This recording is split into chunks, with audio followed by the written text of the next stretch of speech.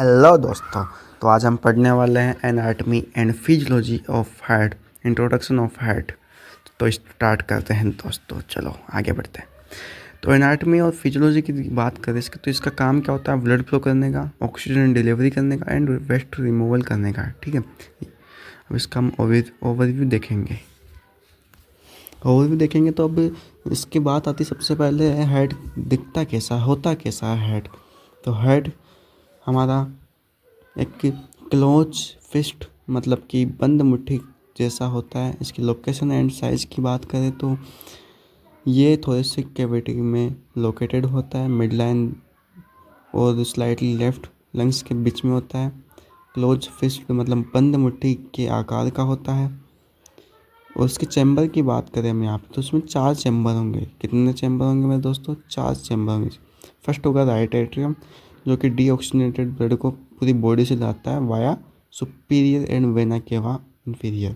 फिर आता है राइट वेंट्रिकल। अब इसमें क्या करता है, ये डीऑक्सीजनेटेड को ब्लड को पंप करता है और पल्मोनरी आर्टरी की थ्रू लेके जाता है। फिर आता है लेफ्ट एट्रियम, ये ऑक्सीजन ब्लड को पल्मोनरी वेंस के थ्रू लेके आता है। Left ventricle pumps oxygen blood to the body by aorta के द्वारा। कहते हैं वॉल्व कौन कौन से होते हैं इसके अंदर हम बात करने वाले हैं। पहला है tricuspid valve between the right atrium and ventricle. फिर आता है pulmonary valve between the right ventricle and pulmonary artery. फिर आता है बिस्कर्ड और mitral valve between the left atrium और aortic valve between the left ventricle and aorta.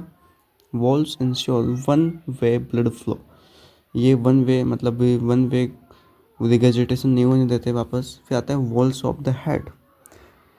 तो endocardium first layer होती है, इसकी इनर लेयर होती है, सो सबसे इनर होती है। फिर आती है मायोकार्डियम जो थिक होती है, मस्कुलर होती है और मिडल लेयर होती है जो कि रिस्पॉन्सिबल होती है कॉन्ट्रैक्शन के लिए।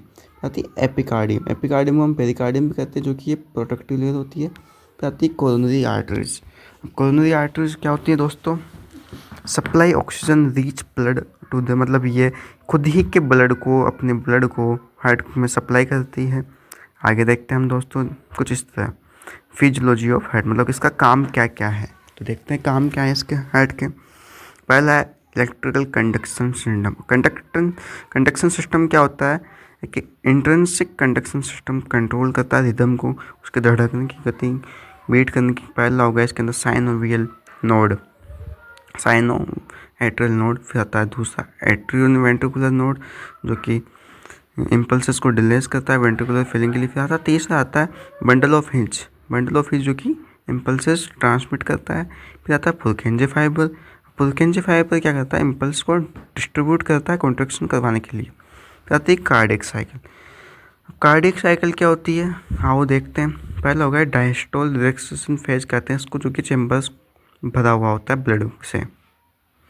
आगे देखते हैं तो सिस्टोल, अभी कॉन्ट्रैक्शन फेज होता है जो कि ब्लड को वहाँ कॉन्ट्रैक्शन करवाता है। हार्ट रेट क्या होती है, आउटपुट क्या होता है? हार्ट रेट की डेफिनेशन देखें तो beats per minute control by the autonomic nervous system इसको कंट्रोल करता है। स्ट्रोक वॉल्यूम की बात करें, amount of the blood ejected per beat, ठीक है दोस्तों। Cardiac output total blood pump per minute जो कि कितना। अब देखेंगे blood flow pathway. Blood flow pathway क्या होता है? Deoxygenated blood enters in the right atrium में डीऑक्सीजनेटेड ब्लड आता है। फिर क्या करता है? वेंट्रिकल्स के थ्रू पंप करता है और लंग्स में ऑक्सीजन ब्लड फिल्टर होता है। ऑक्सीजन ब्लड रिटर्न्स फिर लेफ्ट एट्रियम में आएगा। फिर क्या होता है? लेफ्ट वेंट्रिकल से गया अरोटा के थ्रू पूरी बॉडी के अंदर, ठीक है। उसका रेगुलेशन का काम होता है। रेगुलेशन कैसे होता है इसका? रेगुलेशन देखेंगे हम। Control by neural sympathetic and parasympathetic nervous system and hormonal mechanism. Example adrenaline एक हार्मोन होता है response to oxygen demand and blood pressure changes. ये बन गया अपना दिल, कंप्लीट हुआ अपना दिल। यहाँ हमने अंडरस्टैंडिंग समझ ली पूरी एनाटॉमी और फिजियोलॉजी।